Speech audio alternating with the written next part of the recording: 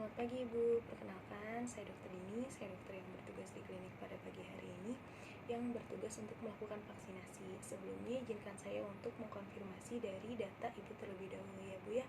Di sini dengan Ibu Rina, usianya 23 tahun, lalu untuk alamatnya di Jalan Kencana nomor 2, beragama muslim dan akan melakukan vaksinasi. Dan di sini kebetulan Ibu juga sedang dalam kondisi atau keadaan berpuasa ya Bu ya. Nah, baik, mengenai pertanyaan Ibu beberapa hal tadi mengenai vaksin, di sini saya akan menjelaskan yang pertama mengenai pertimbangan kehalalan vaksinnya itu berdasarkan Al-Qur'an, pendapat para ulama dan juga berdasarkan fikih. Nah, untuk berdasarkan Al-Qur'an ini terdapat di surat Al-Baqarah ayat 173 yang berbunyi, sesungguhnya Allah hanya mengharamkan bagimu bangkai, darah, daging babi, dan hewan yang disembelih tidak menyebut atau tidak disebut nama selain Allah. Akan tetapi, barang siapa dalam keadaan terpaksa memakannya dan ia tidak menginginkannya dan tidak pula melampaui batas, maka tidak ada dosa baginya. Sesungguhnya Allah Maha Pengampun lagi Maha Penyayang. Itu berdasarkan Al-Quran surat Al-Baqarah ayat 173. Nah, sekarang kan lagi pandemi ya Bu ya. Nah, karena sekarang lagi pandemi, dijelaskan juga dalam hadis riwayat Abu Daud, Allah telah menurunkan penyakit yang sekarang itu COVID ya Bu ya. Nah, di sini Allah telah menurunkan penyakit dan obat serta menjadikan obat sebagai setiap penyakit. Maka berobatlah dan jangan berobat dengan benda yang haram. Nah, lalu di sini juga berdasarkan hadis riwayat Al-Bukhari, Allah tidak menurunkan suatu penyakit kecuali menurunkan juga atau menurunkan pula obatnya. Nah, baik, terkait dengan produksi vaksin ini, jika air berjumlah 2 kula atau 2 kula itu sekitar 270 ml, maka tidak mengandung kotoran atau najis. Itu berdasarkan hadis riwayat Abu Daud. Nah, sesungguhnya air tidak ada sesuatu yang menajiskannya kecuali jika berubah bau, rasa, dan juga warnanya.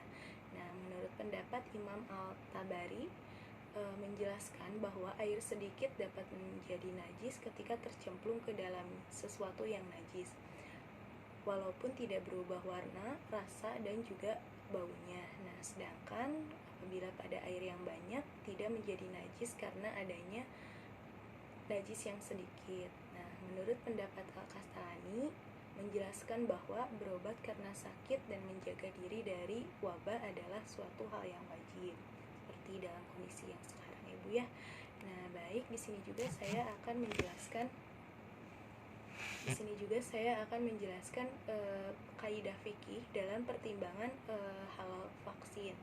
Nah, di sini untuk poin yang pertama, kemudaratan itu harus dihilangkan atau sesuatu yang membahayakan itu harus kita hilangkan atau jauhkan.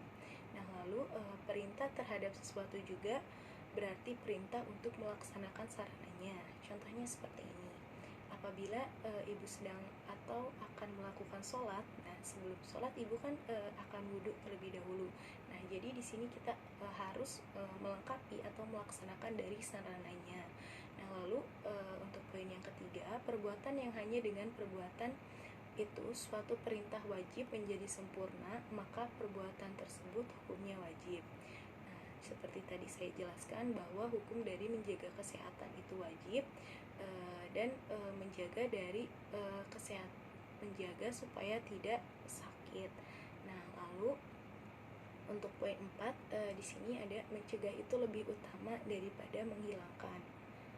Nah, di sini lebih ditekankan pada mencegah. Nah, jadi sebelum kita kena dari penyakit ini, alangkah baiknya kita harus mencegah agar suatu penyakit itu tidak timbul atau tidak bisa masuk ke dalam tubuh kita. Nah, lalu di sini untuk poin 5-nya, memikul atau menanggung kemudaratan yang tertentu demi mencegah timbulnya kemudaratan yang merata. Nah, di sini juga saya akan menjelaskan bagaimana proses dan titik krisis dari produksi vaksin. Nah, untuk yang pertama, tidak ada penggunaan turunan babi dan hanya berasal dan bahan yang berasal dari tubuh manusia. Nah, lalu selanjutnya vaksin diproduksi dengan flavom virus yang dimatikan. Jadi sebelumnya si virusnya ini dimatikan terlebih dahulu. Nah, lalu untuk fasilitas produksinya hanya digunakan untuk produk vaksin COVID-19 ini. Nah, lalu produksi vaksin ini mencakup tahapan pembuatan verosel. Nah, apa sih verosel itu? Nah, di sini verosel itu yaitu inang dari bagi si virusnya. Nah, penumbuhan virus, inaktivitas virus, pemurnian, formulasi, dan pengemasan. Nah, si sel vero ini merupakan sel diploid yang nantinya digunakan sebagai sel inang dari virusnya, yang dimana diperolehnya itu berdasarkan atau berasal dari sel ginjal kera hijau Afrika atau Afrika Green Monkey pada tahun sekitar 1960-an dan terbukti aman berfungsi untuk sebagai sel inang dan telah disetujui oleh WHO. Jadi WHO ini Badan Kesehatan. Media pertumbuhan dari verosel ini juga dibuat dari bahan kimia, serum, darah sapi, dan produk mikrobial. Nah, di mana produk mikrobial ini berasal dari media yang ditumbuhkan yang terbuat dari nabati, bahan kimia, dan bahan mineral. Nah, di sini juga terdapat penggunaan enzim tripsin dan beberapa enzim lainnya dalam tahap produksi dan pemurnian. Nah, enzim yang digunakannya ini merupakan produk mikrobial di mana produk mikrobialnya ini tuh berasal dari medianya seperti dari nabati, kimia, dan bahan mineral.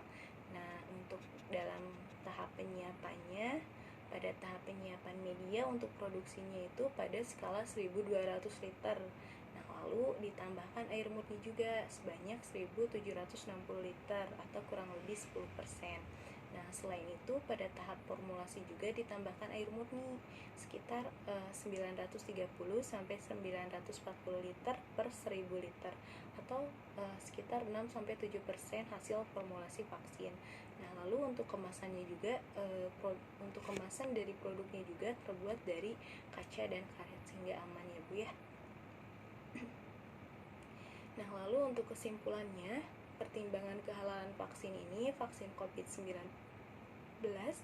atau produk Sinovac Life Science Cina dari PT Bio Farma disimpulkan halal. Kenapa halal? Karena tidak memanfaatkan babi seperti yang saya tadi jelaskan, tidak menggunakan babi atau bahan yang tercemar babi dan turunannya, lalu tidak memanfaatkan bagian anggota tubuh manusia. Nah, di sini bersentuhan dengan najis mutawasitoh sehingga dihukumi mutanajis, tetapi sudah dilakukan persucian yang telah memenuhi ketentuan persucian secara syar'i. Jadi aman ya Bu ya. Nah, lalu di sini juga menggunakan fasilitas produksi yang suci dan hanya digunakan untuk produk vaksin COVID-19 ini. Nah, di sini kan Ibu juga sedang berpuasa ya Bu ya. Nah, gimana sih hukumnya kita vaksin kalau misalkan kita berpuasa? Nah, untuk hukumnya itu vaksin COVID ini dilakukan dengan injeksi atau melalui suntikan intramuskular atau melalui otot. Memasukkan melalui otot. Tidak membatalkan puasa. Kenapa? Karena sesuatu yang membatalkan puasa itu adalah sesuatu yang sampai perut jika melewati rongga badan dan terbuka dan sesuatu tersebut dianggap makanan atau minuman. Nah, jadi apabila Ibu sedang berpuasa, itu sama sekali tidak batal apabila Ibu melakukan vaksinasi. Nah, baik, sampai sini ada yang ingin ditanyakan kembali Bu? Baik, kalau misalkan sudah tidak ada, maka kita langsung akan segera melakukan vaksinasinya ya Bu ya. Baik, sekian dari saya. Wassalamualaikum warahmatullahi wabarakatuh.